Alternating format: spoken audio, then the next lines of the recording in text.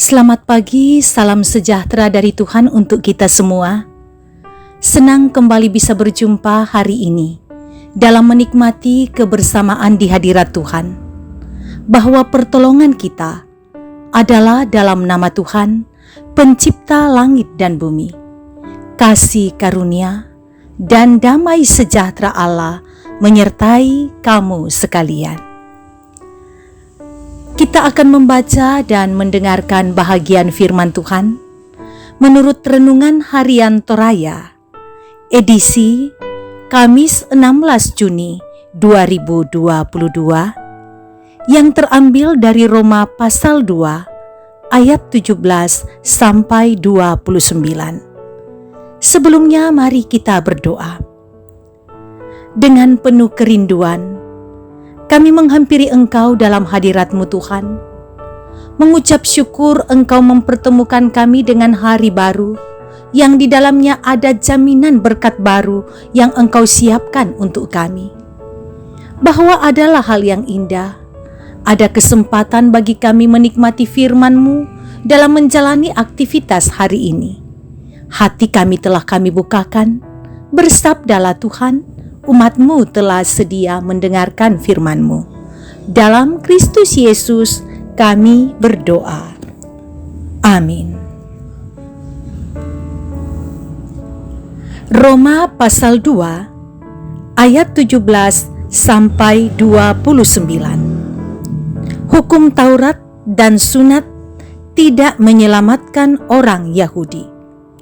Tetapi jika kamu menyebut dirimu orang Yahudi dan bersandar kepada hukum Taurat, bermegah dalam Allah dan tahu akan kehendaknya, dan oleh karena diajar dalam hukum Taurat, dapat tahu mana yang baik dan mana yang tidak baik, dan yakin bahwa engkau adalah penuntun orang buta dan terang bagi mereka yang di dalam kegelapan, mendidik orang bodoh dan mengajar orang yang belum dewasa, karena dalam hukum Taurat engkau memiliki kegenapan segala kepandaian dan kebenaran.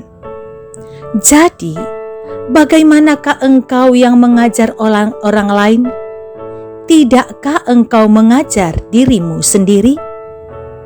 Engkau yang mengajar, jangan mencuri. Mengapa engkau sendiri mencuri? Engkau yang berkata, jangan berzina. Mengapa engkau sendiri berzina? Engkau yang jijik akan segala berhala. Mengapa engkau sendiri merampok rumah berhala? Engkau bermegah atas hukum Taurat. Mengapa engkau sendiri menghina Allah dengan melanggar hukum Taurat itu? Seperti ada tertulis, sebab oleh karena kamulah nama Allah dihujat di antara bangsa-bangsa lain. Sunat memang ada gunanya jika engkau mentaati hukum Taurat, tetapi jika engkau melanggar hukum Taurat, maka sunatmu tidak ada lagi gunanya. Jadi, jika orang yang tak bersunat memperhatikan tuntutan-tuntutan hukum Taurat, tidakkah ia dianggap sama dengan orang yang telah bersunat? Jika demikian, maka orang yang tak bersunat, tetapi yang melakukan hukum Taurat, akan menghakimi kamu yang mempunyai hukum tertulis dan sunat, tetapi yang melanggar hukum Taurat. Sebab yang disebut Yahudi bukanlah orang yang lahiriah Yahudi, dan yang disebut sunat bukanlah sunat yang dilangsungkan secara lahiriah, tetapi orang Yahudi sejati ialah dia yang tidak nampak keyahudiannya, dan sunat ialah sunat di dalam hati secara rohani, bukan secara hurufiah. Maka pujian baginya datang bukan dari manusia, melainkan dari Allah.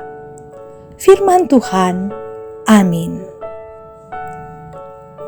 Tema renungan kita ialah orang Kristen. Saudara, jika kita melihat seseorang menggunakan kalung salib, dengan cepat kita akan katakan bahwa ia adalah orang Kristen. Banyak tanda lain yang dapat menunjukkan seseorang adalah Kristen. Misalnya ke gereja sambil membawa Alkitab, rajin menyanyikan lagu-lagu rohani, dan lain-lain. Namun, adakah tanda-tanda itu cukup untuk menunjukkan seseorang sungguh-sungguh orang percaya atau orang Kristen sejati? Dalam bacaan kita, Paulus mencoba memberikan paradigma yang baru kepada orang Yahudi tentang identitas yang melekat pada diri mereka selama ini sebagai umat pilihan Allah, menguraikan tentang tuntutan orang Yahudi atas hak istimewa sebagai umat pilihan Allah. Paulus mengecam mereka dengan membandingkan pemahaman mereka tentang hak istimewa yang mereka miliki sebagai umat pilihan Allah dengan berperilaku dengan perilaku hidup mereka yang sangat tidak sesuai. Bagi mereka, melakukan hukum Taurat adalah yang paling penting sebagai identitas bangsa pilihan.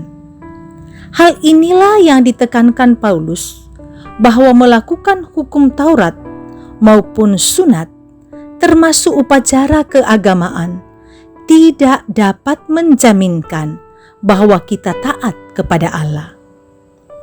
Bagi Paulus, bukanlah tanda pada tubuh yang penting, melainkan perubahan hati. Simbol-simbol memang dibutuhkan untuk menjadi representasi kehadiran Allah. Tetapi simbol yang digunakan tanpa perubahan hati hanya akan menjadi perhiasan belaka. Karena itu, iman percaya kita hendaklah kita nyatakan dalam kata dan perbuatan sesuai kehendak Allah.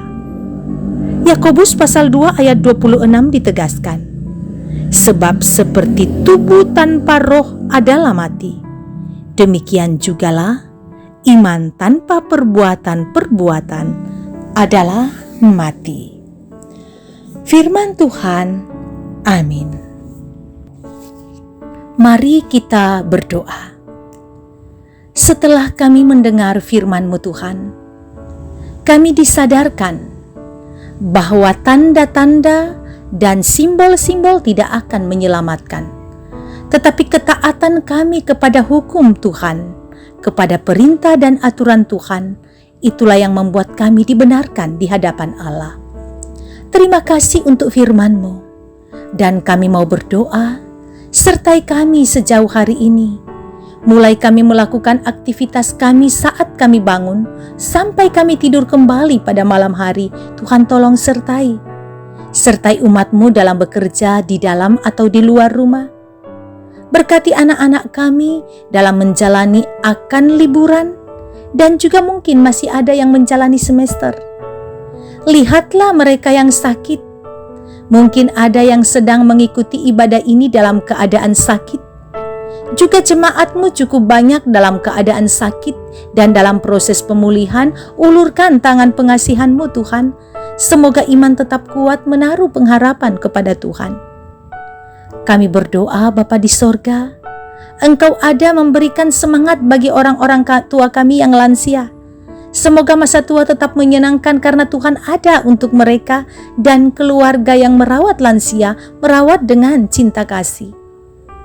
Kami berdoa untuk anak-anak kami yang sedang mencari pekerjaan, bukakan pintu berkat-Mu. Yang sedang mencari sekolah baru untuk melanjutkan pendidikan, kiranya Tuhan pun ada untuk mereka. Kami berharap pandemi cepat lalu daripada kami, sehingga kami bisa hidup normal kembali seperti sedia kala. Hadirlah Engkau di masing-masing keluarga kami. Semoga cinta kasih dan keharmonisan selalu ada di tengah-tengah keluarga. Ini doa kami Tuhan, selalu kami bawa dalam nama Yesus, Tuhan dan Juru Selamat kami yang hidup. Amin. Demikian persekutuan kita di hadirat Tuhan hari ini. Terima kasih kebersamaan dalam menikmati persekutuan dengan Tuhan. Kasih dan berkat-Nya selalu melingkupi kita. Adalah hal yang indah selalu berjalan bersama dengan Tuhan menjalani kehidupan ini. Tuhan memberkati dan salam sehat untuk semua.